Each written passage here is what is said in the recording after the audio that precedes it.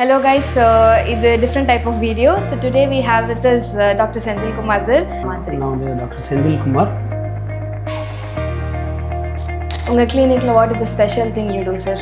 So என்னுடைய Jothi Siddha hospital பார்த்தீங்கன்னா external தெரப்பியில் வந்து ரொம்ப ஃபேமஸ். ஸோ அதுலேயும் ஸ்பெசிஃபிக்காக நாங்கள் வந்து லீச் தெரப்பி வந்து பண்ணிகிட்ருக்கோம். So how did people react? BSMS அப்படின்னு சொன்னப்போ அதெல்லாம் ரெக்கக்னைஸ் பண்ணாங்களா? Or how difficult was it for you at that point? BSMSன்னு சொன்னால் யாருக்கும் புரியாது. சித்தா இன்னும் டெவலப் ஆகணும்னா கவர்மெண்ட் சைட் கிட்ட இருந்தோ ஒரு ரிசர்ச் நம்ம எதாவது பண்ணணுமா, இல்லை ப்ராக்டிஸ்னர் சைட்லேருந்து என்ன தேவைப்படும் நீங்கள் நினைக்கிறீங்க? 3 பேருமே வந்து ஒரு இடத்துல சப்போர்ட் பண்ணி ஆகணும். கவர்மெண்ட் சைடில் பொறுத்த வரைக்கும் சித்தாவை சூடோ சயின்ஸ்னு சொல்கிறவங்களுக்கு நீங்கள் என்ன ரிப்ளை பண்ணுவீங்க? ஸோ அவங்களுக்கு சயின்ஸ்னால் என்னன்னு தெரியல.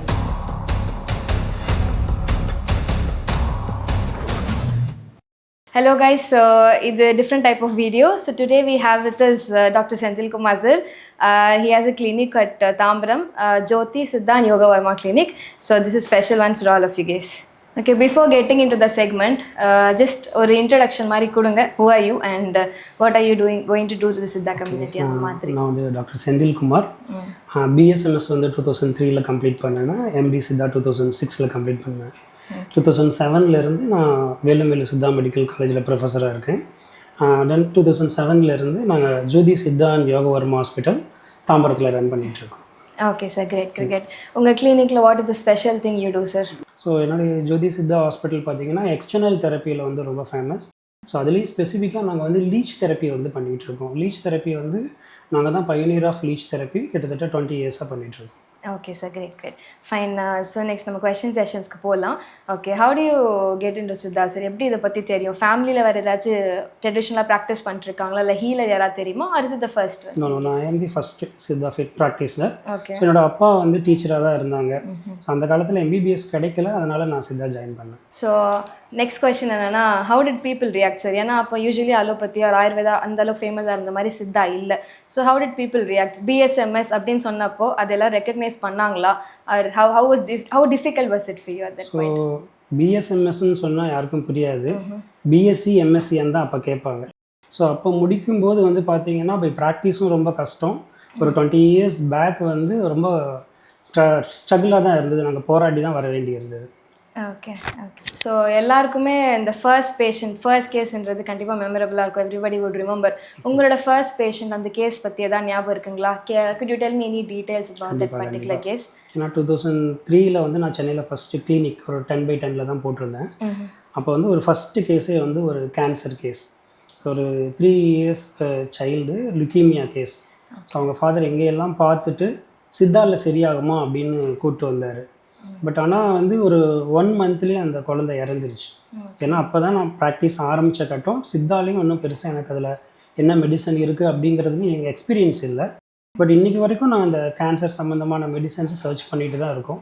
அது ஒரு ட்ராஜடி தான் ஃபர்ஸ்ட் கேஸ் இதுக்கு மாதிரி. But fine. ஸோ நீங்கள் கிளினிக் ஸ்டார்ட் பண்ணது 2002 அப்படி இருக்குங்களா? 2003. ஓகே. 2003 to 2026 என்ன டிஃப்ரென்ஸ் இப்போ நோட்டீஸ் பண்ணீங்க சார்? அப்போ நீங்கள் பார்த்ததுக்கும் இப்போ நீங்கள் பேஷண்ட்ஸ் பார்த்து கிட்டத்தட்ட 23 இயர்ஸு. இதில் வந்து 3 செக்மெண்ட்டாக பிரிக்கலாம். ஸோ 2006 பார்த்தீங்க அப்படின்னா சிக்கன் குனியா வந்தது. ஸோ சிக்கன் குனியா வந்தப்போ அதுக்கு எதுவும் மருந்தே இல்லை அப்படின்னு சொல்லி நிறைய ஸ்ட்ரகிள் பண்ணப்போ ஃபஸ்ட்டு நிலவேம்பு குடிநீர் தான் வந்து சித்தாலேருந்து அதை இன்ட்ரடியூஸ் பண்ணாங்க. அந்த டைமில் இருந்த கவர்மெண்ட் அதை ரொம்ப வந்து ப்ரமோட் பண்ணாங்க. பிஃபோர் டெங்கு கரெக்ட்டுங்களா? Before dengue. So chikungunya 2006. So அப்போ வந்து ஒரு செட்டப் ஆஃப் பீப்புள்ஸ் வந்து சித்தாவை நோக்கி மூவ் ஆனாங்க. ஸோ அது அப்படியே கொஞ்சம் கொஞ்சமாக பிக்கப் ஆக ஆரம்பிச்சது. 2015 திரும்பவும் ஒரு பேண்டமிக் மாதிரி டெங்கு ஸ்டார்ட் ஆச்சு. டெங்கு ஸ்டார்ட் ஆகும்போதும் அப்போவும் டெங்குக்கு மெடிசன் இல்லை, அலோபதியில் இல்லைங்கும்போது பீப்புள்ஸ் ஃபுல்லாகவே இந்த சித்தாக்கு வந்து கன்வெர்ட் ஆனாங்க. அதுக்கப்புறம் 2020 எல்லாருக்குமே தெரியும் கொரோனா வந்தது. அதுக்கப்புறம் இப்போ வந்து டோட்டலாக பார்த்தீங்கன்னா ஒரு 50% ஆஃப் தி பாப்புலேஷனில் வந்து ஃபஸ்ட்டு சாய்ஸ் சித்தாக்கு ஓரளவுக்கு மூவ் ஆக ஆரம்பிச்சிருக்காங்க. பேஷண்ட்டோட ஏஜ் முன்னாடியெல்லாம் 40s வர வேண்டிய டிசீஸ் இப்போ 20s வர மாதிரி இருக்குது. நீங்கள் அந்த ஷிஃப்ட்டை ரொம்ப ஃபீல் பண்ணுறீங்களா? எப்படி நீங்கள் கேசஸ் இருக்குது உங்களுக்கு? இப்போது பொறுத்த வரைக்கும் பார்த்தீங்கன்னா 1 இயர் பேபியிலேருந்து 70-75 இயர்ஸ் வரைக்கும் எல்லாருமே வர்றாங்க. ஒரு ஜென்ரல் கேஸாக வந்து எல்லாத்துக்குமே சளி, காய்ச்சல், தலைவலி, இருமல் ஃபீவருக்கும் கூட சித்தாவை பார்க்கலாங்கிற மாதிரி தான் வர்றாங்க. ஸோ இப்போ ஏஜ் டிஃப்ரென்ஸ்லாம் எதுவுமே இல்லை. அப்புறம் இன்னொரு விஷயம் சார், நான் வந்து ஃபைனல் இயர் படித்தப்போ என்னோட மேம் சொன்னாங்க, அப்போ அவங்களுக்கு பிசிஓஎஸ் கேஸ் பற்றி பார்க்கணும்னு சொல்லிட்டு அவங்க இன்டர்ன்ஷிப் போது அவங்க ஊரில் கேஸ் இல்லைன்னு சொல்லிட்டு பக்கத்து ஊரில் ஒரே ஒரு கேஸ் மட்டும் கண்டுபிடிச்சிட்டு வெரி ரேருன்னு சொல்லிட்டு அப்போ போய் பார்த்தேன் மாதிரி சொன்னாங்க. இப்போ it has become very normal, like 8 in 10 women have PCOS issues. So how do you see this shift sir? நீங்கள் ஃபஸ்ட்டு இருந்ததுக்கும் இப்போ இருக்கிறது the problem with women's and their fertility whatever, அது எப்படி இருக்கு நீங்கள் ஃபீல் பண்ணுறீங்க? இப்போ பார்த்தீங்கன்னா 2010 to 11 15 வரைக்கும் பார்த்தீங்கன்னா மோஸ்ட்லி வந்து 35 இயர்ஸ்க்கு மேலே தான் வந்து இந்த ஃபீமேல் இஷ்யூஸில் கேசஸ் வரும். 2015க்கு அப்புறமா பார்த்தீங்க அப்படின்னா இந்த ஜென்சி தலைமுறையினர் அவங்களுடைய ஃபுட் ஹேபிட்ஸ் இதெல்லாமே சேஞ்ச் ஆகும்போது இப்போ ஒரு வாரத்துக்கே 40-50 கேஸ் வரைக்கும் PCOS மாதிரி வர்றாங்க. ஸோ வாரத்துக்கு. ஸோ இதுக்கு என்ன ரீசன் அப்படின்னு பார்த்தீங்கன்னா மோஸ்ட்லி ஃபுட் ஹேபிட்ஸ், அவங்களுடைய லைஃப் ஸ்டைல் இதெல்லாமே சேஞ்ச் ஆயிருச்சு. டோட்டலாக ஹார்மோன் ப்ராப்ளம் நிறைய சேஞ்ச் ஆயிருக்கு. நீங்கள் பார்த்த கேசஸில் இது சர்ப்ரைசிங்கான ரெக்கவரி, இது இந்த அளவுக்கு ரெக்கவர் ஆகும், இவ்வளோ சீக்கிரம் ரெக்கவர் ஆகும் நீங்கள் நினச்சிருக்க மாட்டீங்களா? அந்த மாதிரி கேஸ் எதாவது இருக்குங்களா? நாங்கள் இந்த லீச் தெரப்பி ஆரம்பித்து நிறைய கேசஸ் வந்துட்டு இருந்தது. ஒரு 2018 பார்த்தீங்க அப்படின்னா சப்டியூரல் ஹெமட்டோமா, அதாவது என்னுடைய ரெகுலர் பேஷண்ட். அவங்க பைக்கில் போகும்போது அவங்க சன்னுக்கு பின்னாடி உட்காந்து போயிருக்காங்க, பின்னாடி கீழே விழுந்துட்டாங்க, தலையில் அடிபட்டு அந்த டியூரா மேட்டர் பிரெயினில் வந்து பெரிய பிளட் கிளாட். ஸோ அதை வந்து சர்ஜரி தான் பண்ணணும் அப்படின்னு சொல்லி சர்ஜரிக்காக போய் ஒரு 4 lakhs மேலே செலவாகும், ரெக்கவரி எப்படி ஆகும்னு சொல்ல முடியாதுன்ட்டாங்க. ஸோ அப்போ வந்து ஒரு எமர்ஜென்சி கேஸாக இங்கே கூப்பிட்டு வந்தாங்க. ஸோ அப்போ நான் அவங்ககிட்ட கன்சர்ன் வாங்கிட்டேன், எங்ககிட்ட இருக்கிற ட்ரீட்மெண்ட் இவ்வளோ தான், ஸோ இதுக்குள்ளே என்ன பண்ண முடியும்னு பார்க்கலான்னு சொல்லி இது ஃபஸ்ட்டு கேஸ். நான் வந்து அந்த சப்டியூரல் ஹெமட்டோமாக்கு வந்து நாங்கள் லீச் தெரப்பி ட்ரை பண்ணோம், சப்டியூரல் ஹெமட்டோமா. ஸோ அது வந்து என்னென்னா 72 டேஸில் அந்த ஹெமட்டோமா டோட்டலாக கிளியர் ஆயிடுச்சு. அவங்களுக்கான அந்த சிம்டமும் எல்லாமே ரெக்கவர் ஆயிடுச்சு. ஸோ இது வந்து உண்மையிலுமே அந்த மெடிக்கல் மிராக்கிள் அப்படிங்கிற மாதிரி தான் அந்த கேஸை பார்க்குறோம்.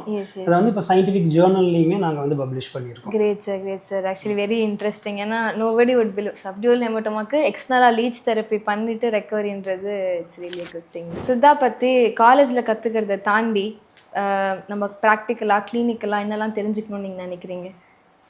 ஏட்டு சுரக்காய் கறிக்கு உதவாது. ஸோ காலேஜில் படிக்கிறதுங்கிறது வந்து நம்முடைய நாலேஜை கெயின் பண்ணிக்க தான். ஸோ எந்த அளவுக்கு நம்ம பேஷண்ட்டை பார்க்குறோம், ஒவ்வொரு பேஷண்ட்டுமே வந்து நமக்கு ஒரு எக்ஸ்பீரியன்ஸ் தான். ஸோ அந்த எக்ஸ்பீரியன்ஸை நம்ம அடுத்த பேஷண்ட்டுக்கு கன்வெர்ட் பண்ண போகிறோம். அதனால் நாலேஜ் அப்படிங்கிறது எல்லா ஏரியாலையும் சரி, இப்போ அது ஜூனியர் சீனியர்னு கிடையாது, இல்லை பரம்பரையாக பண்ணுறவங்க இப்போ புதுசாக கற்றுக்கிட்டவங்கன்னு கிடையாது. யார்கிட்ட இருந்து வேணாலும் நம்ம அந்த லேர்னிங் மென்டாலிட்டிலேயே இருந்தோம்னா தான் நம்ம இதில் டெவலப் பண்ணிக்க முடியும். சித்தா வந்து இந்த ஒரு பர்டிகுலர் கண்டிஷனுக்கு ஹெல்ப் பண்ணாது அப்படின்னு நீங்கள் முன்னாடி நினச்சிருக்கலாம். அந்த மைண்ட் செட் எதாவது சேஞ்ச் ஆயிருக்கா? இந்த கேஸ்க்கு நல்லா இருக்காதுன்னு நினச்சேன், பட் ஒர்க்கிங் ரியலி குட் அப்படின்னு நீங்கள் எதாவது கேஸ் நினச்சிருக்கீங்களா? முன்னெல்லாம் பார்த்தீங்கன்னா நிறைய ஆட்டோ இம்யூன் டிஸார்டர், இந்த சொரியாசிஸ், எக்ஸிமா, SLE இந்த மாதிரி கேசஸ்லாம் பார்த்தீங்கன்னா பெருசாக எதுவும் ஒர்க் ஆகாது. அலோபதியிலையும் மெடிசன் இல்லை, எங்கேயுமே மெடிசன் இல்லைன்னு அவங்க சுற்றி டாக்டர் பை டாக்டராக மாறிட்டே இருப்பாங்க. இப்போ வந்து பார்த்தீங்கன்னா அது கண்ட்ரோல்டு. ஸோ அதை க்யூர் பண்ண முடியாட்டியும் சித்தா மெடிசனால் கண்ட்ரோலாக வச்சுருக்க முடியும். பேஷண்ட் வந்து அவங்க லைஃப் லாங்காக வந்து எந்த ஒரு பிரச்சனையும் இல்லாமல் அதை மெயின்டைன் பண்ண முடியும் அப்படிங்கிற அளவுக்கு ஒரு கான்ஃபிடென்ட் லெவல் இருக்குது. Autoimmune conditions. உங்களோட ஹானஸ்ட் ஒப்பீனியனில் எந்த கண்டிஷன்ஸ்க்குலாம் சித்தா மெடிசன்ஸ் அலோபதி மெடிசன்ஸோட பெட்டராக இருக்குன்னு நீங்கள் நினைக்கிறீங்க? இப்போது மோஸ்ட்லி வந்து க்ரானிக் டிசீசஸ் நம்ம வந்து 2 டிவிஷன், ஒன்று ஸ்கின், ஆர்த்தோ, இது ரெண்டுமே வந்து அலோபதியை விட பெட்டராக இருக்குது. அது மட்டும் இல்லாமல் லைஃப் ஸ்டைல் டிசார்டர்ஸ் இப்போது வந்து பார்த்தீங்கன்னா NCD, தட் மீன்ஸ் நம்ம சுகர், BP, கொலஸ்ட்ரால் இந்த மாதிரி கேசஸ்க்கு எல்லாமே வந்து சித்தா மெடிசன் ரொம்ப நல்லாவே வேலை செய்யுது. இது மட்டும் இல்லாமல் ப்ரிவென்டிவ் டிசீசஸ், இப்போ நமக்கு டிசீஸ் வராமல் தடுக்கக்கூடிய இம்யூன் சிஸ்டத்துக்கு வந்து இது ரொம்ப ரொம்ப பெஸ்ட்டாகவே ஒர்க் பண்ணுது. நீங்கள் அலோபதி டாக்டர்ஸோட கொலாபரேட் பண்ணி இல்லை இன்டிகிரேட்டிவ் மெடிசன் அந்த மாதிரி அப்ரோச் எதாவது ட்ரை பண்ணியிருக்கீங்களா? இப்போ நாங்கள் அது ரெகுலராக நிறைய பண்ணிகிட்ருக்கோம். ஓகே. இப்போ எங்கள் ஹாஸ்பிட்டல்லையே பார்த்தீங்கன்னா ஒரு கைனகாலஜிஸ்ட், ஒரு சர்ஜன், ஒரு ஆர்த்தோபெடிஷியன் கன்சல்டிங் வர்றாங்க. இது மட்டும் இல்லாமல் நாங்கள் 2019 பார்த்தீங்கன்னா சென்னையில் இருக்கிற பல ஹாஸ்பிட்டல்ஸ், அப்பல்லோ, மியாட், செட்டிநாடு, இங்கே எல்லாமே வந்து நாங்கள் லீச் தெரப்பி பண்ணுறோம். என்ன மாதிரி கண்டிஷன் அப்படின்னா ஒரு சர்ஜரி, ரீகன்ஸ்ட்ரக்டிவ் சர்ஜரின்னு சொல்லுவோம். இப்போ ஒரு கை கட்டாயிருச்சு, கால் கட்டாயிருச்சு, ஒரு மசில் ஃப்ளாப் எடுத்து இன்னொரு இடத்துல வைக்கிறாங்க. ஸோ அந்த மாதிரி கண்டிஷன்லாம் அந்த இடத்துல வந்து பிளட் சர்க்குலேஷன் உடனே ஸ்டார்ட் ஆகாது. ஸோ அந்த ரீகேனலைசேஷன் ஃபார்ம் ஆகிறதுக்கு லீச் தெரப்பி பண்ணுறோம், அவங்களும் அதை அக்செப்ட் பண்ணிக்கிறாங்க. ஸோ இது ரெக்கார்டபுளாக பண்ணிகிட்ருக்கோம். கிட்டத்தட்ட இது வரைக்கும் ஒரு 600 கேஸ் மேலே பண்ணியிருக்கோம். கிரேட். நம்ம நார்மல் ப்ராக்டிஸ்னஸை தாண்டி நிறைய குவாக்கரி ஆல் திஸ் திங்ஸ் இருந்தாலுமே இப்போ சித்தா டாக்டர்ஸாக ஒரு சில விஷயம் ஒரு சில கேசஸ் நம்ம ஓவர் ப்ராமிஸ் பண்ணிடுறோம், but that might not work அப்படின்னு நீங்கள் நினைக்கிறது ஏதாச்சும் இருக்குங்களா? இல்லை, சித்தாவை பொறுத்த வரைக்கும் அது ஒரு பெரிய சேலஞ்ச். இப்போ வந்து எல்லா நோய்களையும் தீர்த்துருவோம் அப்படின்னு தான் ஃபஸ்ட்டு எல்லா சித்தா டாக்டருமே வந்து போடுறாங்க. ரெண்டாவது வந்து இது வந்து சைடு எஃபெக்டே இல்லாத ஒரு மருந்து அப்படின்னு சொல்கிறாங்க. ஸோ இது ரெண்டுமே வந்து ஒரு ஃபால்ஸ் தான். ஏன்னா வந்து எல்லா நோயையும் எல்லா சிஸ்டத்தாலையும் தீர்க்க முடியாது. ஸோ அதனால நமக்கு என்ன ஸ்ட்ரென்த்தோ அதில் வந்து நம்ம ஒர்க் பண்ணணும். நம்மளால் என்ன முடியுமோ அதை தான் வந்து நம்ம பேஷண்ட்டுக்கு ஷூரிட்டி கொடுக்கணும். ரெண்டாவது சித்தாவில் வந்து இன்னொன்று வந்து ரெஃபரல் சிஸ்டம். இப்போ நமக்கு நம்ம சிஸ்டம் நம்ம எதில் வந்து ரொம்ப ஸ்ட்ராங்காக இருக்கமோ அதை நம்ம பண்ணிவிட்டு வேறு எந்த டாக்டர் வந்து ஸ்ட்ராங்காக இருக்காங்களோ அவங்களுக்கு ரெஃபர் பண்ணணும். இன்னொன்று டயக்னோசிஸ் பண்ண முடியல அப்படின்னா ஸோ எந்த டாக்டர் இருக்காங்களோ அவங்ககிட்ட டயக்னோசிஸ் பண்ணி நம்ம அதுக்கான ட்ரீட்மெண்ட்டை ஸ்டார்ட் பண்ணுறது பெட்டர். ஓகே, சோஷியல் மீடியாவில் நிறைய இன்ஃப்ளூயன்சர்ஸ் டாக்டர்ஸ் அந்த மாதிரி சொல்லி இருக்குது. பட் தென் அதில் இருக்க ஒரு கிளைம் ஏதாச்சும் உங்களை ரொம்ப டிஸ்டர்ப் பண்ணுதுங்களா? How can even say this அந்த மாதிரி உங்களுக்கு? இப்போது கிளைம் பார்த்தீங்கன்னா இந்த சுகரை வந்து 10 நாளில் க்யூர் பண்ணிடுவேன், கேன்சரை க்யூர் பண்ணிவிடுவேன். ஸோ நிறையா பேர் இப்போ எல்லாமே இந்த சோஷியல் மீடியா வந்ததுக்கப்புறம் எல்லாருமே டாக்டர் தான். எல்லாருமே ஒவ்வொரு டிப்ஸ் கொடுக்குறாங்க, அதையும் அந்த டிப்ஸை எல்லாருமே ஃபாலோ பண்ணுறாங்க. ஸோ இதுக்கு வந்து நான் வந்து ரொம்ப எகெயின்ஸ்ட் நான். ஸோ இதே நானே நிறைய வீடியோஸ் போட்டிருக்கேன் அதுக்கு எகெயின்ஸ்டாக. ஏன்னா வந்து ஒன்று பீப்புள் என்ன பண்ணுறாங்கன்னா இதுதான் சித்தான்னு நம்பிட்டு அதுக்கப்புறம் வேற எங்கேயும் போகிறதில்ல. ஸோ அப்படிங்கும்போது இதை வந்து நம்ம கண்ட்ரோல் பண்ணணும். யார் வந்து குவாலிஃபைட் டாக்டர்ஸோ அவங்கள வந்து நம்ம ஐடென்டிஃபை பண்ணுற மாதிரி சோஷியல் மீடியாவில் கரெக்டாக பண்ண வேண்டும். செல்ஃப் மெடிகேஷன் பற்றி என்ன நினைக்கிறீங்க சார்? அந்த மாதிரி அவங்களா பார்த்துட்டு எதையோ மிக்ஸ் பண்ணி அவங்களா செல்ஃப் மெடிகேஷன் டோட்டலி அவாய்ட் பண்ணணும். ஏன்னா இப்போ சித்தா அப்படின்னாவே வந்து ஒன்லி ஹோம் ரெமடிஸ் அப்படிங்கிற மாதிரியான ஒரு மென்டாலிட்டி வந்து மக்கள்கிட்ட போக ஆரம்பிச்சிருச்சு. ஸோ அப்போ வந்து அவங்க டிசீஸ் என்ன இருக்குது, நமக்கு இந்த ப்ராப்ளம் இருக்குன்னு தெரிஞ்சுக்கிறதுக்கு சோஷியல் மீடியாவை யூஸ் பண்ணலாமே தவிர நம்ம மெடிசன் எடுத்துக்கணும் அப்படின்னா அவங்க ஒரு டாக்டர் போய் பார்க்குறது தான் பெட்டர். ஓகே, உங்ககிட்ட ஒரு பேஷண்ட் வராங்க, ஏதாச்சும் ஒரு இன்ஃப்ளூயன்சரோட வீடியோ பார்த்துட்டு இதான் நான் எடுக்கிறேன் இதான் கரெக்டுன்னு சொல்லுவாங்க. அந்த பேஷண்ட்கிட்ட நீங்கள் எப்படி அட்வைஸ் கொடுப்பீங்க? ஸோ நம்ம முதல்ல வந்து ஒரு பேஷண்ட்டை பார்க்கும்போது அவங்களுடைய ஓல்டு ரிப்போர்ட்டோ இல்லை அவங்க வந்து இதுக்கு முன்னாடி இந்த மருந்து எடுத்துகிட்டு இருந்தேன்னு சொல்கிறதையோ நம்ம வந்து ஃபஸ்ட்டு பார்க்க கூடாது. நாங்களும் அப்படி பார்க்குறது இல்லை. அவங்க சொல்கிற சிம்டம் ஃபஸ்ட்டு லிசன் பண்ணுறோம். அவங்க என்ன சொல்கிறாங்கங்கிறத லிசன் பண்ணிவிட்டு அவங்களுக்கு இந்த டிசீஸ் இருக்கலாம் அப்படின்னு நம்ம ஓன் டயக்னோசிஸ் பண்ணணும். அது பண்ணதுக்கப்புறமா அவங்க ப்ரீவியஸாக என்ன பண்ணியிருக்காங்க, நம்ம டயக்னோஸ் பண்ணதும் அதுவும் கரெக்டாக இருக்கா அப்படிங்கிறத வந்து செக் பண்ணிவிட்டு ரெண்டும் ஓகேவாக இருக்கா அப்படின்னா மட்டும் நம்ம அதுக்கான மெடிசன்ஸ் கொடுக்கணும். இல்லை அப்படின்னா நம்ம ஃபர்தர் இன்வெஸ்டிகேஷன்ஸ், நமக்கு டவுட் இருக்குன்னா ஃபர்தர் இன்வெஸ்டிகேஷன் போயிட்டு நம்ம அதுக்கான மெடிசன்ஸை செலக்ட் பண்ணி கொடுக்கறது நல்லது. ஏன்னா அவங்க இதுக்கு முன்னாடி பார்த்த டாக்டர் கரெக்டாக இருக்காங்களா இல்லையாங்கிறது நமக்கு தெரியாது. பட் அதை அப்படியே ஃபாலோ பண்ணி போகிறது வந்து தப்பான விஷயம். அப்படி இல்லைங்க சார். இன்ஃப்ளூயன்சரை பார்த்து இன்ஃப்ளூயன்ஸ் ஆகி அவங்களா ஒரு மெடிகேஷன்ஸ் எடுத்துகிட்டு வருவாங்கல்ல, அவங்க கிட்ட நீங்கள் எந்த மாதிரி அட்வைஸ் கொடுப்பீங்க? ஸோ கண்டிப்பாக வந்து அதை பண்ணாதீங்க அப்படின்னு நான் சொல்லுவேன்.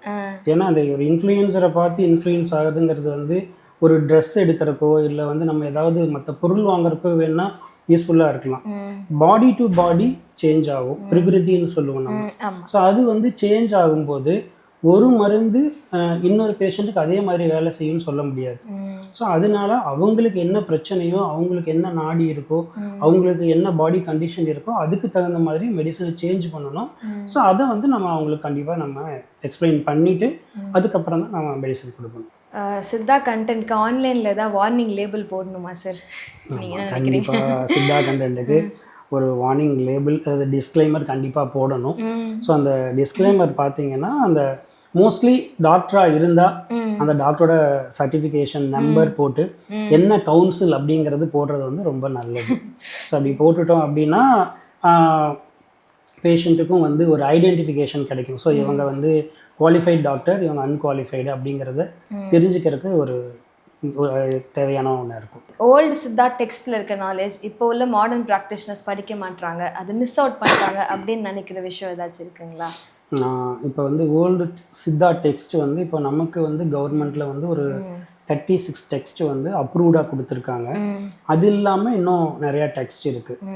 ஸோ நமக்கு வந்து ரெஃபரன்ஸ் வந்து இப்போ என்னென்னா இப்போ இருக்கக்கூடிய ஆல்ரெடி ப்ராக்டிஸில் இருக்கக்கூடிய மருந்துகளோட இப்போ எந்த மருந்து நல்லா வேலை செய்யுது, இல்லை எந்த மருந்து வந்து இதுக்கு முன்னாடி யாராவது கொடுத்து ரொம்ப நல்லா இருக்குது அப்படின்னு சொல்கிறாங்களோ அதை வந்து நம்ம ஃபாலோ பண்ணுறது நல்லது. இன்னொன்று கண்டிப்பாக வந்து எஸ் அ ஃபிசிஷியனாக நம்ம ரிப்பீட்டடாக நிறையா டெக்ஸ்ட்டை தேடி படிக்கிறது ரொம்ப நல்லது. ஸோ நாலேஜை வந்து கெயின் பண்ணிக்கிட்டே இருந்தால் தான் நமக்கு பேஷண்ட்டுக்கு வந்து நம்ம அப்ரோச் பண்ணுற விதம் வந்து ரொம்ப நல்லாயிருக்கும். உங்களுக்கு தெரிஞ்ச ஏதாச்சும் பர்டிகுலர் ஃபார்முலேஷன்ஸோ இல்லை டெக்னிக்ஸோ நெக்ஸ்ட் ஜென்ரேஷனுக்கு பாஸ் ஆகாமல் போகுதுங்களா? அதோட ரிஸ்க் எதாவது இருக்குங்களா? கண்டிப்பாக. இதெல்லாம் வந்து இப்போ இதனால தான் இப்போ சித்தா வந்து இந்த ஸ்டேஜில் இருக்குது. அப்போ இதுக்கு முன்னாடி இருந்த தலைமுறையினரெல்லாம் வந்து அவங்களுடைய ஃபேமிலிக்கு சொல்லி கொடுத்தாங்க, இல்லைன்னா அவங்கக்கிட்ட வந்து குரு பரம்பரையாக படித்த ஸ்டூடெண்ட்ஸுக்கு சொல்லி கொடுத்தாங்க. ஒரு குறிப்பிட்ட ஸ்டேஜில் வந்து அந்த இது அப்படியே ஸ்டாப் ஆகிடுச்சு. ஏன்னா அதுக்கப்புறம் சீடர்கள் இல்லை, ஃபேமிலியில் யாரும் பண்ணலை அப்படின்னா ஸ்டாப் ஆகிடுச்சு. கிட்டத்தட்ட ஒரு 400-500 இயர்ஸாக சித்தாவில் வந்து பெரிய இம்ப்ரூவ்மெண்ட்டே கிடையாது. 18th செஞ்சுரிக்கு அப்புறமா அந்த ஆங்கிலேயர்கள் வருகைக்கு அப்புறமா பெரிய இம்ப்ரூவ்மெண்ட் இல்லை. புக்கெல்லாம் எங்கே போச்சுன்னு தெரியல. ஸோ இப்போது ஒரு 100 இயர்ஸாக தான் திரும்பவும் அதை நம்ம வந்து ரீகன்ஸ்ட்ரக்ட் பண்ணிகிட்ருக்கோம். ஸோ இப்போ இதனால் என்ன ஆயிடுச்சுன்னா ஒரு சிஸ்டமே அழிஞ்சு திரும்ப உருவாயிருக்குது. ஸோ அதை வந்து நம்ம அவாய்ட் பண்ணுறதுக்கு நமக்கு என்ன தெரியுமோ அதை வந்து நம்ம 4 பேருக்கு சொல்லி கொடுத்துக்கிட்டே இருந்தோம்னா அது ஸ்ப்ரெட் ஆகிட்டே போகும். கண்டிப்பாக. Yes sir. ஆமாம், இந்த ஜென்ரேஷனல் அடுத்த ஜென்ரேஷன் பாஸ் ஆன் பண்ணுன்ற மென்டாலிட்டி டு எவ்ரி டாக்டர்ஸ் வந்துச்சுன்னா இப்போ நான் ஒரு டிசீஸ் சக்ஸஸ் பண்ணுறேன்னா அது ஒரு 10 பேருக்கு சொன்னால் தான் அவங்க அதை ப்ராக்டிஸ் பண்ணுவாங்க. இல்லை எனக்குள்ளேயே வச்சுக்குவேன் அப்படின்னா இப்போ தமிழ்நாட்டில் 8 கோடி மக்கள் இருக்காங்க. 8 கோடி பேருக்கும் நான் அதை ட்ரீட் பண்ண முடியாது. ஸோ அந்தந்த ஊரில் இருக்கிறவங்க அங்கங்கே பண்ணுறாங்கன்னா ரொம்ப நல்ல விஷயம். நெக்ஸ்ட் 50 இயர்ஸ்க்கு சர்வைவ் ஆகணும்னா நீங்கள் எதை சூஸ் பண்ணுவீங்க? Practices, formulations or preparations? Practices. So practice பண்ணால் தான் ஃபார்முலேஷன் தேவைப்படும். ஸோ ஃபார்முலேஷன் வேணும்னா நமக்கு வந்து மெடிசன்ஸ் நிறைய தேவைப்படும். ஸோ இந்த ப்ராக்டிஸை பொறுத்த வரைக்கும் வந்து நம்ம காலத்துக்கு தகுந்த மாதிரி நம்ம சேஞ்ச் பண்ணிக்கணும். இப்போ இருக்கக்கூடிய ஜென்ரேஷனுக்கு தகுந்த மாதிரி நம்ம மெடிசன் இன்டேக் இப்போல்லாம் வந்து சித்தான்னா சூரணம், தேன் போட்டு சாப்பிட்றது, கலக்கி சாப்பிட்ணும், பத்தி இருக்கணும். ஸோ இதெல்லாம் இவ்வளோ சொல்லும்போது இப்போ யாரும் வர்றதில்லை. ஸோ இப்போ டேப்லெட் ஃபார்மில், சிரப் ஃபார்மில் நிறைய சித்தா மெடிசன்ஸ் வந்துருச்சு. ரெண்டாவது எக்ஸ்டர்னல் தெரப்பி. சித்தாவோட ஸ்ட்ரென்த்தே வந்து எக்ஸ்டர்னல் தெரப்பி தான். ஃபார் எக்ஸாம்பிள் இப்போ ஆயுர்வேதா சொல்லணும் அப்படின்னா பஞ்சகர்மான்னு சொல்லி அவங்க வேர்ல்டு வைடாக போயிட்டாங்க. அதே மாதிரி சித்தாலையும் 32 எக்ஸ்டர்னல் தெரப்பி இருக்குது. ஸோ அந்த எக்ஸ்டர்னல் தெரப்பியை எல்லா டாக்டர்ஸும் ப்ராக்டிஸ் பண்ணணும், எல்லா டிசீஸ்க்குமே ப்ராக்டிஸ் பண்ணணும். அப்படி பண்ணும்போது நெக்ஸ்ட்டு 50 இயர்ஸ் வந்து ஒரு சித்தா தவிர்க்க முடியாத ஒரு மருத்துவமாக மாறிடும். ஓகே, ஆஸ் அ சித்தா டாக்டராக உங்கள் கிச்சனில் ஒரு விஷயம் இருக்குது, அது மற்ற பீப்புளோட வீட்டில் இருக்காது அப்படின்னு நீங்கள் நினைக்கிற ஒரு பொருள் ஏதாச்சும் இருக்குங்களா? மோஸ்ட்லி எல்லாருமே இப்போ கொண்டு வந்துட்டாங்க.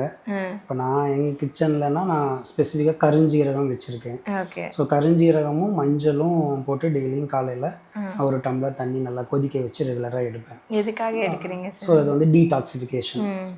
மஞ்சளை பொறுத்த வரைக்கும் பார்த்தீங்கன்னா ஆன்டி இன்ஃப்ளமேட்ரி, அதுவும் இல்லாமல் வந்து ஆன்டி வைரல் எஃபெக்ட் நிறையா இருக்குது. ஸோ நமக்கு ரிஜுவினேஷனுக்காக யூஸ் ஆகும். கருஞ்சீரகம் பொறுத்த வரைக்கும் சர்க்குலேஷனை நல்லா வச்சுக்கும். ஸோ ஒரு ஃப்ரெஷ்ஷாக ரிஜுவினேஷனுக்காக இருக்குது. இது மட்டும் மற்றவங்க கிச்சன் எல்லாமே கருஞ்சீரகம் அண்ட் மஞ்சள் எல்லாருமே வச்சுருக்காங்க. கருஞ்சீரகமும் இப்போ பார்த்தீங்கன்னா இன்ஃப்ளூயன்சஸ் எல்லாம் கருஞ்சீரகத்தை இன்ஃப்ளூயன்ஸ் பண்ணிட்டாங்க. நீங்கள் சிக்காரிங்க, உங்களுக்கு ஃபீவர் அப்படின்னா நீங்கள் ஃபர்ஸ்ட் என்ன பண்ணுவீங்க? ஃபஸ்ட்டு நான் எந்த மருந்தும் எடுக்க மாட்டேன். ஓகே. ஏன்னா வந்து ஃபீவரை பொறுத்த வரைக்குமே ஃபீவர் வந்து ரெஸ்ட் எடுக்கிறதுக்கு தான், பாடிக்கு ஒரு ரெஸ்ட் வேணும்னு தான் ஃபீவர் வருது. ஸோ 1 டே ஒரு 2 டேஸ்க்குள்ளே சரி ஆகலை அப்படின்னா இப்போ எல்லாருக்குமே தெரிஞ்சது நிலவேம்பு டேப்லெட் எடுப்போம். நிலவேம்பு இல்லை சிரப வருது, இல்லை கஷாயமாக எடுக்கலாம். ஸோ இதை தாண்டி அதுக்கு அடுத்து போகுதுன்னா இன்வெஸ்டிகேஷன்ஸ், அதை பொறுத்து இன்டகிரேட்டடாக போகும். ஸோ இதில் வந்து சில பேக்டீரியல் இன்ஃபெக்ஷனாக இருக்குதுன்னா இன்டகிரேட்டடாக போகிறது நல்லது. வைரல் இன்ஃபெக்ஷனாக இருக்குது அப்படின்னா அதை அப்படியே நம்ம மெடிசன்ஸே பார்த்துக்கலாம். ஃபாஸ்டிங், இப்போ இந்த இன்டர்மிட்டன்ட் ஃபாஸ்டிங் ரொம்ப ட்ரெண்டிங்காக இருக்குது. சித்தாலையும் நமக்கு ஃபாஸ்டிங் பற்றி சொல்லியிருக்காங்க. What is your take on it? நீங்கள் ஃபாஸ்டிங் எப்பயாச்சும் இருந்திருக்கீங்களா? பட்டினி பெருமருந்து, ஸோ இதுதான் பேசிக் டேர்மு. நான் ஃபாஸ்டிங் இருக்கிறேன். இப்போ நீங்கள் சொன்ன மாதிரி இன்டர்மிட்டன்ட் ஃபாஸ்டிங் தான். ஈவினிங் 6:30 மேலே சாப்பிட்றதில்ல. மார்னிங் 8 o'clock தான், 9 o'clock தான் அடுத்த ஃபுட்டே வந்து 8 to 9 தான் ஸ்டார்ட் பண்ணுறேன். ஸோ இப்போ வந்து monthly once full day fasting இருக்கிறது வந்து ரொம்ப நல்லது.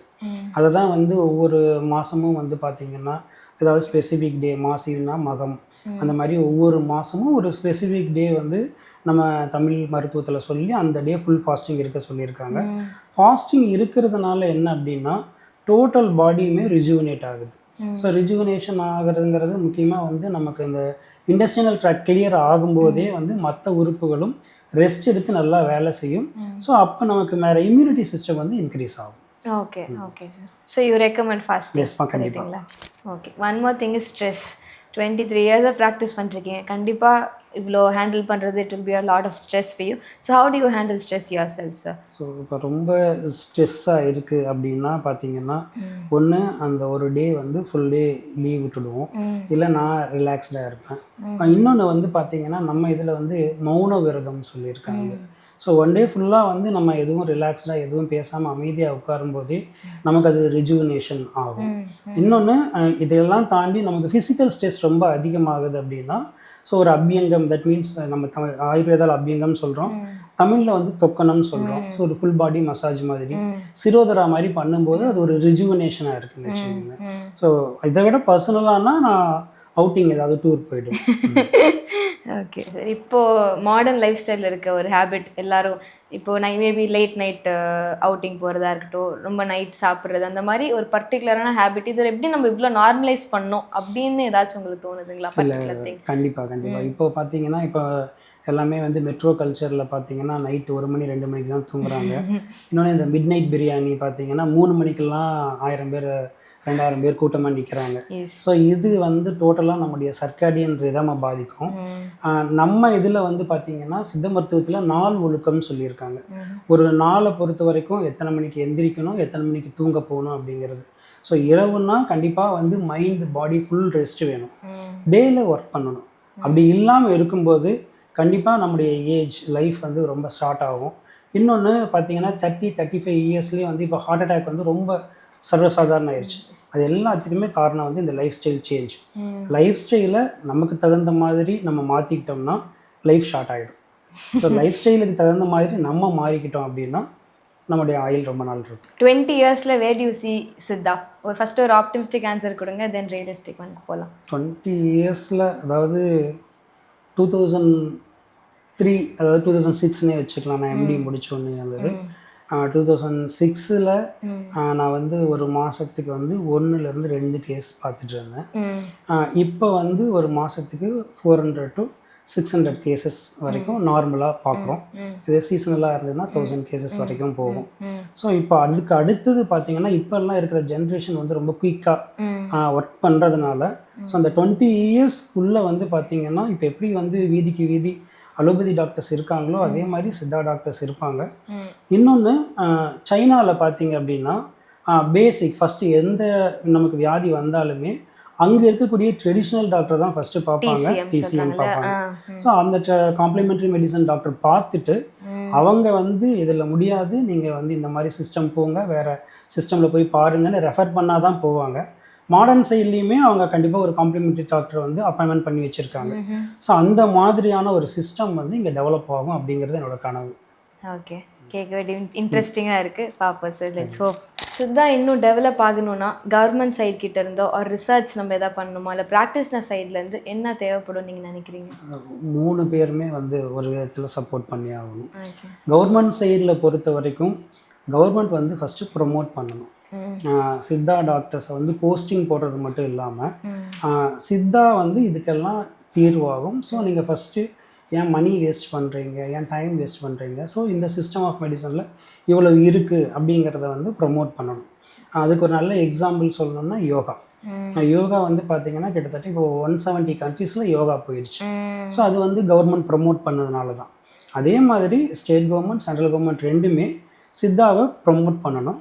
ரெண்டாவது ரிசர்ச் ஓரியன்டாக இப்போ எங்கே போனாலுமே வந்து இந்த ட்ரக் வந்து சயின்டிஃபிக்கலாக ப்ரூவ்டாக இருக்கா அப்படிங்கிறதான் முதல் கேள்வி இருக்குது. ஏன்னா வந்து சித்தா மருந்து எடுத்துட்டா கிட்னி ஃபெயிலியர் ஆயிரும் அப்படிங்கிற மாதிரி மக்களுக்குள்ள ஒரு தாட் போயிட்டுருக்கு. இதை வந்து மற்றவங்க பதிய வைக்கிறாங்க. ஸோ அப்படி இல்லாமல் ரிசர்ச் ஓரியன்டாக ஒவ்வொரு ட்ரக்கும் இந்த வேலை செய்யும் அப்படிங்கிறத கொண்டு வரணும். மூணாவது ப்ராக்டிஸ்னஸை பொறுத்த வரைக்கும் மக்கள்கிட்ட வந்து உண்மையாக ப்ராக்டிஸ் பண்ணணும். அது ரொம்ப ரொம்ப முக்கியம். என்னால் எல்லாம் முடியும் அப்படின்னு ஒரு ஆள் நினச்சி ப்ராக்டிஸ் பண்ணும்போது தான் அங்கே மிஸ்டேக் ஆகுது. அலோபதியில் ஒரு டாக்டர் மெடிசன் கொடுத்து சரியாகலைன்னா இன்னொரு அலோபதி டாக்டர்கிட்ட போவாங்க. சித்தாவில் ஒரு டாக்டர் கொடுத்த மெடிசன் சரியாகலைன்னா இந்த சிஸ்டமே சரியில்லைன்னு வேறு சிஸ்டம் போயிடுவாங்க. எஸ் ஸோ அது வந்து நம்ம change we should be very careful அந்த விஷயத்தில். Okay sir, okay.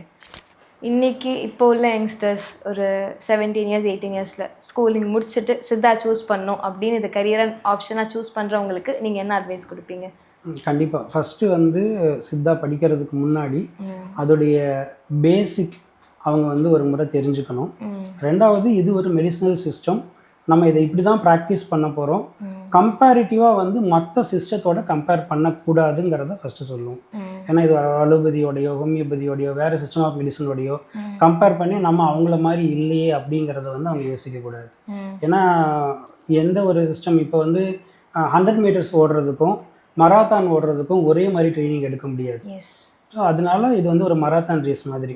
ஸோ இதுக்கு மென்டலி அவங்க ப்ரிப்பேர் ஆகிட்டு வந்தாங்கன்னா கோர்ஸ் முடிச்ச உடனேயுமே நல்லா சைன் பண்ண முடியும். ஓகே, இது வந்து ஒரு பர்சனல் இது. நீங்கள் பர்டிகுலராக இந்த ஒரு கேஸ் நான் ரிசர்ச் பண்ணுவேன், ஃபர்தராக உங்களுக்கு ஃப்யூச்சரில் ஒரு ஆப்ஷன் கிடைக்கிது, இந்த பர்டிகுலர் கேஸ் நீங்கள் பார்த்துக்கலாம் அப்படின்னா இந்த கேஸ் சூஸ் பண்ணுவீங்க? கண்டிப்பாக கேன்சர் ரிலேட்டடான கேசஸ் தான். கேன்சர்.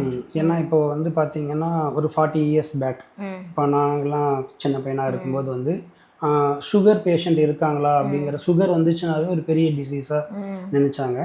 ஒரு 20 இயர்ஸ்க்கு முன்னாடி வந்து காமனாக சுகர் வந்து ரொம்ப காமன் ஆகிடுச்சு.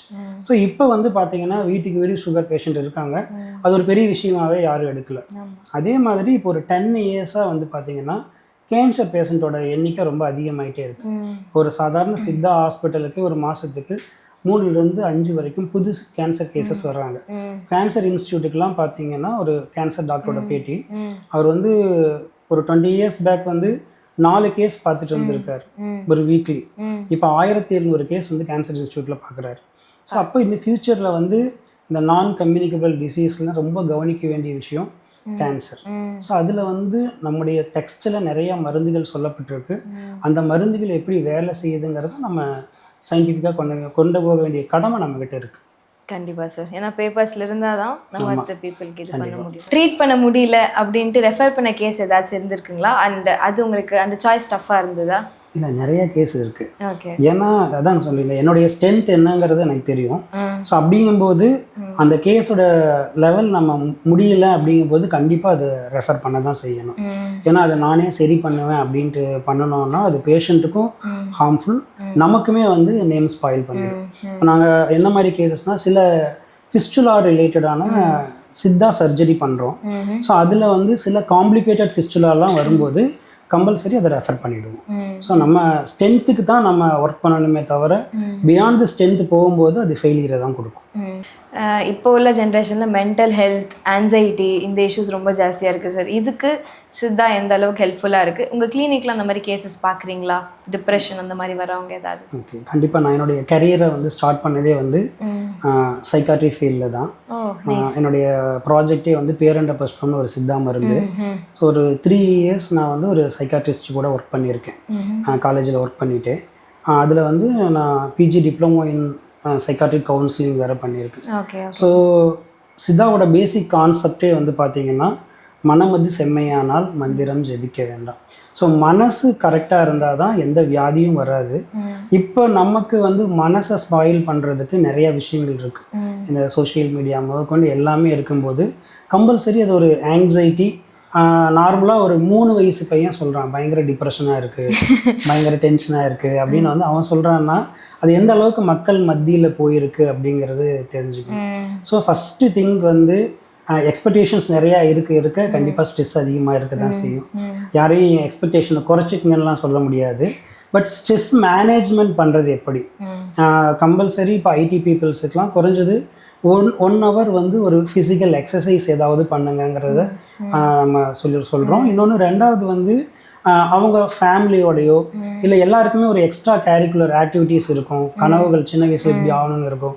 அதுக்குள்ளே வந்து அவங்க ஒர்க் பண்ணுங்க அப்படிங்கிறத கம்பல்சரி அவர் சொல்கிறோம். அதை வந்து ஃபாலோ பண்ணவும் வைக்கிறோம். அப்படிங்கும்போது ஒரு ஸ்ட்ரெஸ் மேனேஜ்மெண்ட் குறையுது. இது பேசிக். இதை தாண்டி டிசீஸ் பேஸ்டாக வந்து டிப்ரெஷனோ ஆங்ஸைட்டியோ நிறையா இருக்கும். ஸோ அவங்களுக்கு வந்து இன்டர்னல் மெடிசனோட எக்ஸ்டர்னல் தெரப்பிஸ் வந்து நிறைய பண்ணுறோம். Okay sir. ஓகே. டிப்ரெஷனுக்கு எக்ஸ்டர்னல் தெரப்பிஸ் ஆஸ் தொக்கனம் அந்த மாதிரி சொல்றீங்களா? தொக்கனம் பண்ணுறோம், வர்மம் பண்ணுறோம். அதே மாதிரி சிரதாரைன்னு சொல்லி ஹெட் மசாஜ் மாதிரியான ட்ரீட்மெண்ட் பண்ணுறோம். இது எல்லாமே பார்த்தீங்கன்னா இந்த பிரெயினில் வந்து மெலட்டோனின் செக்ரேஷனை இன்க்ரீஸ் பண்ணும். நம்ம ஹாப்பி ஹார்மோன்ஸை வந்து நிறைய இன்க்ரீஸ் பண்ண கார்டிசால் லெவல் இன்க்ரீஸ் ஆக அவட்டோமேட்டிக்காக அவங்களுடைய வே ஆஃப் திங்கிங் வந்து நிறைய சேஞ்ச் ஆகும். கார்டிசால் லெவல் டிக்ரீஸ் ஆகும். Okay sir. ஓகே. லாஸ்ட்டாக நீங்கள் ஆன்டிபயோட்டிக் எடுத்தது எப்போ சார்? லாஸ்ட்டாக எடுத்ததுன்னா அந்த கொரோனா பீரியடில் அப்போ எடுத்தீங்க. ஓகே. ஓகே. அலோபதி போயிருந்தா அதிகமாக சம்பாரிச்சிருக்கலாம், பட் நீங்கள் சித்தா சூஸ் பண்ணீங்க, ஏன்?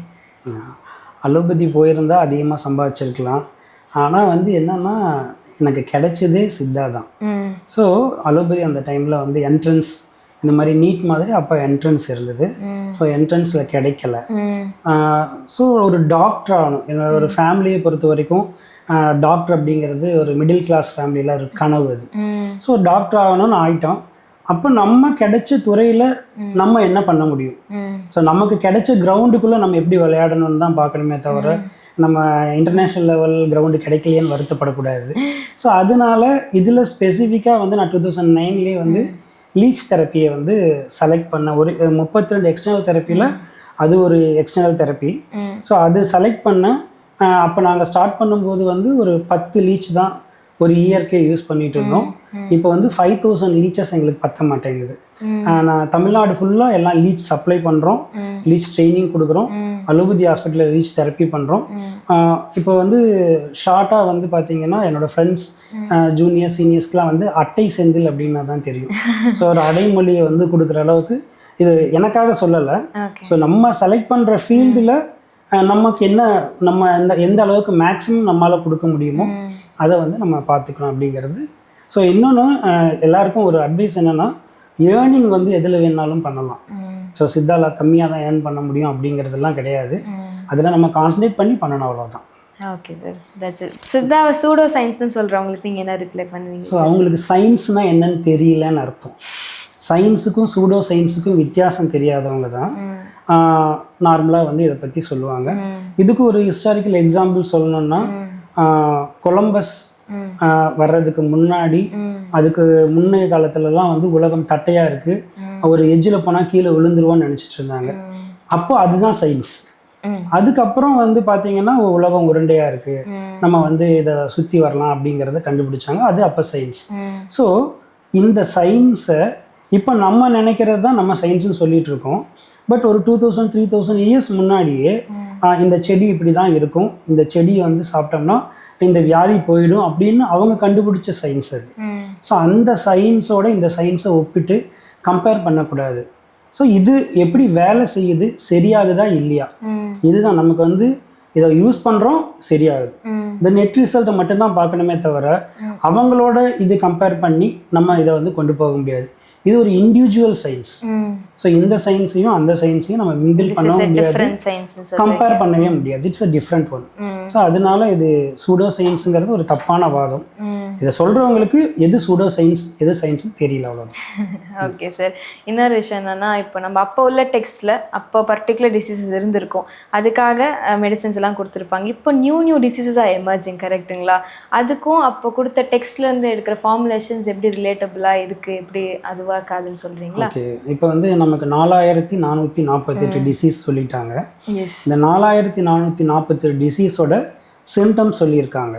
ஸோ இந்த இதுக்குள்ளே வரக்கூடிய சிம்டத்தோட நம்ம வந்து இதை மேட்ச் பண்ணுறோம். இப்போ நம்ம மாடர்ன் சைடில் ஒரு டிசீஸ் வந்து அவங்க சொல்கிறாங்கன்னா, இப்போ ஃபார் எக்ஸாம்பிள் கொரோனா வந்தது. இந்த கொரோனாவை இதுக்கு முன்னாடி யாரும் கேள்விப்பட்டது கிடையாது. ஸோ அந்த கொரோனா எங்கே எஃபெக்ட் ஆகுது, அதோடைய ஆக்ஷன் என்ன, அவருடைய டார்கெட் என்ன, அந்த டார்கெட்டை எப்படி கிளியர் பண்ணுறது அப்படிங்கிறத அவங்க பார்த்தாங்க. அதையே தான் வந்து நம்ம கபஜுரத்தோட கம்பேர் பண்ணோம். ஸோ இப்போ புதுசாக எந்த வியாதியும் தோன்றதும் இல்லை, புதுசாக இருக்க பழைய வியாதிகள் எதுவும் அழியவும் இல்லை. அதுதான் மாறி மாறி வந்துக்கிட்டே இருக்கே தவிர இருக்கிறது அப்படியே தான் இருக்கு. டிஃப்ரெண்ட் ஃபார்ம்ஸில் மாறிக்கிட்டே, நேம்ஸில் தான் மாறிக்கிட்டே இருக்கே தவிர வைரஸ் ஒன்று தான். அவங்க தான் வைரஸ்க்கு நேம் மாற்றிக்கிட்டே இருக்காங்க, புதுசாக வைரஸ் ஐடென்டிஃபை பண்ணுறோன்னு சொல்கிறாங்க. ஆனால் அந்த வைரஸ் வந்து பல்லாயிரக்கணக்கான வருஷங்களாக இந்த பூமியில் இருந்துக்கிட்டு தான் இருக்குது. ஸோ இப்போ எப்படி நம்ம மாறி இருக்கோம், இதுக்கு முன்னாடி 7 அடி 8 அடி மனுஷங்க இருந்தாங்க, இப்போ நம்ம 5.5 to 6 ஃபீட்டில் தான் இருக்கிறோம். அதே மாதிரி இந்த வைரஸும் ஒரு கோடிக்கணக்கான வருஷங்களுக்கு முன்னாடி இருந்து அது டிரான்ஸ்ஃபர் ஆகி தான் வந்திருக்கும். அதை எதிர்கொண்டு தான் இந்த மனித இனம் வந்து இவ்வளோ வருஷம் சர்வைவ் ஆகிருக்கு. ஸோ அதுக்கு எதுவும் அவங்க மருந்து யூஸ் பண்ணிட்டு தான் இருந்திருக்காங்க. ஸோ எதுவும் புதுசாலாம் உருவாகலை, இருக்கிறத மாற்றி சொல்லிட்டு இருக்கோம். Okay, now we have come to the last segment, sir. Rapid fire. Okay, I'll start asking questions now. Coffee or filter coffee? ரெண்டுமே இல்லை, செம்பருத்தி காஃபி. ஓகே, ஒரு டெசர்ட்க்கு போறீங்கன்னா என்ன ஹர்ப் எடுத்துட்டு போவீங்க? அலோவேரா, கற்றாழை. உங்க கிச்சன்ல இருக்க மோஸ்ட் அண்டர் ரேட்டட் ஸ்பைஸ் எது? சீரகம். ஃபர்ஸ்ட் டைம் ஒரு பேஷண்ட்டை பார்க்குறீங்கன்னா என்ன சொல்வீங்க? ஃபஸ்ட்டு வந்து என்னை நம்புங்கன்னு சொல்லுவேன். சித்தா பற்றின ஒரு மித் நாளைக்கே அது மறையணும் அப்படின்னு நினச்சிங்கன்னா அது எது சார்? சித்தாங்கிறது சூடோ சயின்ஸ் அப்படின்னு சொல்கிறது, அது மறையணும். ரெண்டாவது வந்து சித்த மருத்துவம் எல்லா நோய்களுக்கும் ஒரு தீர்வு கிடைக்கும் அப்படிங்கிறத மக்களுக்கு உணர வைக்கணும். உங்கள் டீச்சர் கொடுத்த ஒரு பெஸ்ட் அட்வைஸ்? எனக்கு 12th படிக்கும்போது ஒரு இங்கிலீஷ் டீச்சர் கொடுத்த அட்வைஸ் வந்து நெவர் எவர் கிவ் அப். அது வந்து அவருடைய கொலோக்கியல் லாங்குவேஜில் சொல்கிறேன். மலையை முடியில் கட்டி இழுப்போம், வந்தால் மலை, போனால் முடி. ஸோ எதுவுமே வந்து மேக்ஸிமம் எவ்வளோ முடியுமோ ட்ரை பண்ணுங்கள், அதுக்கப்புறம் அதுவாக நம்மளை தீர்மானிக்கும். அதனால எதையுமே ஸ்டார்டிங்லேயே விட்டுடாதீங்க. நீங்கள் சித்தா டாக்டராக இல்லை என்ன ஆயிருப்பீங்க சார்? திருப்பூரில் ஏதாவது ஒரு பனியன் கம்பெனி வச்சு அதுக்கு ஓனர் ஆகிருப்பேன். பேஷண்ட்ஸ் உங்ககிட்ட கேட்க வேண்டிய பட் கேட்க மாட்டுறாங்க அப்படின்னு நினைக்கிற கொஸ்டின் எது சார்? சார், பேஷண்ட் வந்து மோஸ்ட்லி வந்து எப்படி லைஃப் ஸ்டைலை ஃபாலோ பண்ணணும், அதுக்கு அடுத்து இந்த டிசீஸை வராமல் தடுக்கணும் அப்படிங்கிறத வந்து கேட்கணும்னு நினைப்பேன். ஆனால் இப்போ எனக்கு இது தீர்ந்தா போதும், பின்னாடி நான் பார்த்துக்கலாம் அப்படிங்கிறது தான் நிறைய பேர் சொல்கிறாங்க. ரெண்டாவது இன்னொன்று வந்து என்ன சாப்பிடணும் அப்படின்னு கேட்பாங்க, ஆனால் கண்டிப்பாக அதை ஃபாலோ பண்ண மாட்டாங்க. ஸோ இதுதான் பேஷண்ட் இருக்கிற பெரிய drawback. Okay sir, we are done with the segment now. யாராவது இந்த எபிசோட ஃபர்ஸ்ட் டைம் சித்தா பற்றி பார்க்கணுன்னு நினைக்கிறாங்கன்னா அவங்களுக்கு என்ன டேக்அவே நீங்கள் கொடுப்பீங்க சார்? ஸோ ஃபர்ஸ்ட் இந்த எபிசோடை பார்க்குறவங்க முதல்ல உங்களுடைய டாக்டர்ஸ் சாய்ஸில் சித்தா மெடிசனையும் கொண்டு வாங்க அப்படிங்கிறத சொல்லுவேன். ஏன்னா வந்து நிறைய பேருக்கு வந்து சித்தா மெடிசன் பற்றின விழிப்புணர்வு கம்மியாக இருக்குது, பயம் அதிகமாக இருக்குது. அதுக்கு முக்கியமான காரணம் என்ன அப்படின்னா, சித்தா மெடிசனை பற்றி மக்கள்கிட்ட பரவி வச்சுருக்கக்கூடிய கருத்துக்கள். நான் முதல்லயே சொன்ன மாதிரி கிட்னி ஃபெயிலியர் ஆயிரும், லிவர் ஃபெயிலியர் ஆயிரும், சித்தா மெடிசன் வந்து GMP சர்டிஃபிகேட் இல்லை அப்படிங்கிறதெல்லாம் ஒரு பொய்யான பரப்பப்பட்ட கருத்துக்கள். எந்த மெடிசனுக்குமே சைடு எஃபெக்ட் ரெண்டுமே இருக்குது. ஸோ அதனால நல்ல டாக்டர் செலக்ட் பண்ணுங்கள். ரெண்டாவது அவங்களுடைய குவாலிஃபிகேஷனை செலக்ட் பண்ணுங்கள். அதுக்கப்புறமா அவங்கக்கிட்ட நீங்கள் கேட்கக்கூடிய இன்ட்ராகேஷன் பொறுத்து அவங்களுடைய நாலேஜ் தெரிஞ்சிடும். அதனால எந்த மெடிசன் போகிறதுக்கு முன்னாடியும் சித்தாவை ஒரு சாய்ஸாக வச்சுக்கோங்க அப்படின்னு சொல்லுங்கள். Okay, so thank you so much. Thank you so much for joining us today. Thank you.